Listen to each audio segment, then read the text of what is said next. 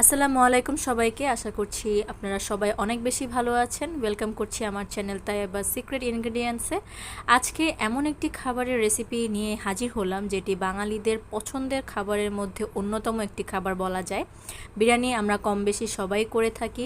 আমি যেভাবে করে থাকি আজকে আপনাদের সাথে সেটাই শেয়ার করব। পুরো রেসিপিটি ফলো করলে আপনারাও কিন্তু যারা বিগিনার্সরা আছেন তারাও খুব কম সময়ে খুব মজাদারভাবে বিরিয়ানিটি বানিয়ে ফেলতে পারবেন।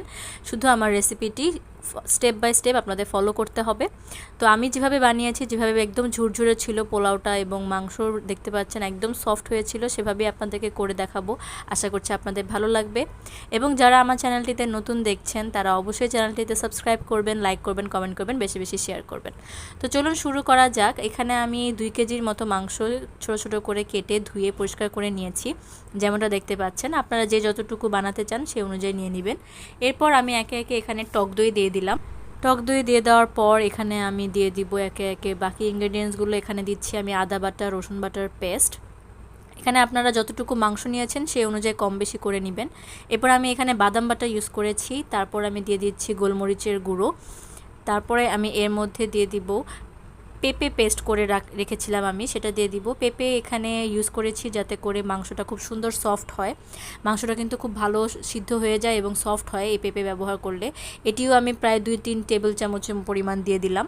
এরপর আমি এর মধ্যে স্বাদ মতো লবণ দিয়ে দিচ্ছি, পরিমাণ মতো আপনারা দিয়ে দিবেন। এখানে আমি দিচ্ছি বিরিয়ানি মশলা, রাঁধুনির যে বিরিয়ানি মশলা পাওয়া যায় সেটি আপনারা ব্যবহার করতে পারেন। এবং ভালো করে আমি এটা ম্যারিনেট করতে হবে, কিন্তু যখনই আমি কোনো ইনগ্রেডিয়েন্টস দিচ্ছি আমি ভালো করে মিক্স করার চেষ্টা করেছি যাতে করে মাংসের মধ্যে ফ্লেভারসগুলো খুব সুন্দর ঢুকে যায়। এখানে আমি দিয়ে দিচ্ছি পরিমাণ মতো তেল, প্রায় 2-3 টেবিল চামচ পরিমাণ তেল দিয়ে দিয়েছি এখানে। তারপরে দিচ্ছি মরিচের গুঁড়ো 2 চামচের মতো। তারপর আমি এখানে পেঁয়াজ বেরেস্তা করে রেখেছিলাম সেটি দিয়ে দিলাম। এরপর ভালো করে আমাদের এটি মিক্স করতে হবে যতক্ষণ পর্যন্ত এই মিক্সচারটা পুরো মাংসের মধ্যে না ঢুকে যায়। আমি কিন্তু এটা প্রায় 1 থেকে 1.5 ঘন্টার মতো ম্যারিনেট করে রেখে দিব। এখন আমার ইনগ্রেডিয়েন্টস দেওয়া শেষ হয়নি, তার আগে আমি একটু ভালো করে মিক্স করে নিচ্ছি। আপনারাও যখন মিক্স করবেন আপনারা চাইলে কিন্তু এটি হাত দিয়েও মিক্স করতে পারেন। এরপর আমি এখানে সস ব্যবহার করছি টমেটো কেচাপ, যেটি আমি গত ভিডিওতেই দেখিয়েছি, বাসায় বানিয়েছিলাম। এটি আমার বাসায় বানানো ভিডিও, আমি ডেসক্রিপশন বক্সে দিয়ে দেওয়ার চেষ্টা করব। তারপরে আমি দিয়ে দিয়েছি কেওড়ার জল।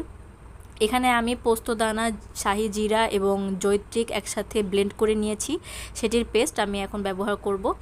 এরপর আমি দিয়ে দিয়েছি গুঁড়া দুধ প্রায় 2-3 টেবিল চামচ পরিমাণ। তারপর আমি এখানে সামান্য পরিমাণ চিনি ব্যবহার করেছি। তারপর আমি এখানে দিয়ে দিচ্ছি 2 কাপ পরিমাণ পানি।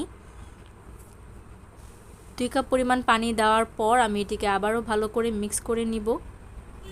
এবং আমি যেই পেস্টটা করে রেখেছিলাম শাহি জিরা এবং জয়িত্রিক এবং সাথে পোস্তদানা, সেটা কিন্তু আমি ওই পেস্টটা কিন্তু আমি অ্যাড করেছি। এখানে আমি সামান্য বিট লবণ ব্যবহার করেছি, আপনারা চাইলে শুধু লবণও ইউজ করতে পারেন, আমি সামান্য একটু ব্যবহার করেছি। এখানে দিয়ে দিচ্ছি তারপর আমি কাঁচামরিচ স্বাদ মতো, পরিমাণ মতো। এখানে আমি কিশমিশ ব্যবহার করছি, আপনারা চাইলে এটি স্কিপও করতে পারেন। কিশমিশ ব্যবহার করার পর আমার কাছে যতটুকু বেরেস্তা ছিল আমি আরেকটু ব্যবহার করেছি। এখন আমি ভালো করে এটাকে মিক্স করে কিন্তু 1 ঘন্টার মতো রেস্ট করতে দিয়ে দিব। এখানে আমি পোলাওটা তৈরি করে নিচ্ছি। পোলাওয়ের ফুল আমি যে পোলাও বানানোর যেভাবে আমি ঝুরঝুরে করে পোলাও বানিয়ে থাকি সেটা রেসিপিটা আমি এখানে দেইনি, কারণ এটা আমার চ্যানেলে অলরেডি আছে, আপনারা চাইলে চেক করে নিতে পারেন। ডেসক্রিপশন বক্সে আমি দিয়ে দেওয়ার চেষ্টা করব। এখানে আমি পোলাওটা বসিয়ে দিলাম। এখানে উপর দিয়ে আমি একটু পুতা দিয়ে দিই যাতে করে ভাপটা বের না হয়ে যেতে পারে, পোলাওটা খুব সুন্দর হয়। আপনারা রেসিপিটা ফলো করলেই বুঝতে পারবেন। এখানে আমি আলু সিদ্ধ করে নিয়েছিলাম আগে, এখন জাস্ট ভেজে নিচ্ছি। আপনারা চাইলে সিদ্ধ না করে একবারে তেলেও ভেজে নিতে পারেন। আলুটা আমি একদম শেষের দিকে বিরিয়ানিতে ব্যবহার করব। এখানে আমি যে রেস্ট করতে দিয়েছিলাম মাংসটা আমি বসিয়ে দিয়েছি। এখন আমি এখানে তারপরে বসিয়ে দিলাম প্রায় 30 থেকে 35 মিনিটের মতো আমি এটাকে স্লো কুক করেছি। তারপর আমি আলাদা করে করেছি, অনেকে একসাথেও করে থাকে, পোলাও মাংস সব একসাথে দিয়ে বিরিয়ানি করে থাকে, আপনারা সেটাও করতে পারেন চাইলে, কিন্তু আমি আজকে এই পদ্ধতিতে করেছি। আমি আলাদা করে দুইটা প্রস্তুত করে নিয়েছি, তারপরে আমি এটাকে মিক্স করে কিছুক্ষণ ভাপে দিয়ে রেখেছিলাম। এতে করেও কিন্তু অনেক মজা হয়, ট্রাই করে দেখতে পারেন। এখানে কিন্তু আমার মাংসটা হয়ে গিয়েছে। এখন আমি আমার যে পোলাওটা হয়েছিল সেটার মধ্যে মাংসটা মিক্স করে দিলাম। দেখতেই পাচ্ছেন কতটা ঝুরঝুরে হয়েছে পোলাও। এবং আমি কিন্তু এখানে মটরশুঁটিও ব্যবহার করেছি পোলাওয়ের সাথে, এতে করে আমার মনে হয় বিরিয়ানির মজা আরও বেড়ে যায়।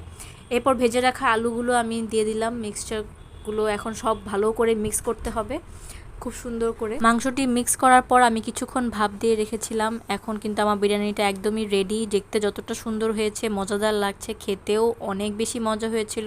আপনারা অবশ্যই ট্রাই করবেন। আমি উপর দিয়ে বেরেস্তা দিয়ে দিলাম। এটি এখন সার্ভ করার জন্য একদমই রেডি। তো আশা করছি আপনাদের ভিডিওটি অনেক অনেক বেশি ভালো লেগেছে। যদি ভালো লেগে থাকে আমার চ্যানেলে অবশ্যই সাবস্ক্রাইব করবেন, লাইক করবেন, কমেন্ট করবেন বেশি বেশি। আমার চ্যানেলে কিন্তু সব কিছু রেসিপি আগে থেকে দেওয়া আছে। ঝুরঝুরে পোলাও কীভাবে বানাবেন সেটিও আছে, এবং আলাদা করে মাংস কষারও কিন্তু ভিডিও আছে, আপনারা একটু ফলো করতে পারেন চাইলে। তো আমার ভিডিওটা আশা করছি আপনাদের ভালো লেগেছে। যারা নতুন তারা অবশ্যই চ্যানেলটিকে সাবস্ক্রাইব করে দিবেন। হাজির হয়ে যাব আরও কোনো নতুন ভিডিও নিয়ে। ততদিন পর্যন্ত ভালো থাকবেন, সুস্থ থাকবেন, এবং আমার ভিডিও বেশি বেশি করে লাইক করবেন, কমেন্ট করবেন এবং শেয়ার করবেন। আল্লাহ হাফেজ।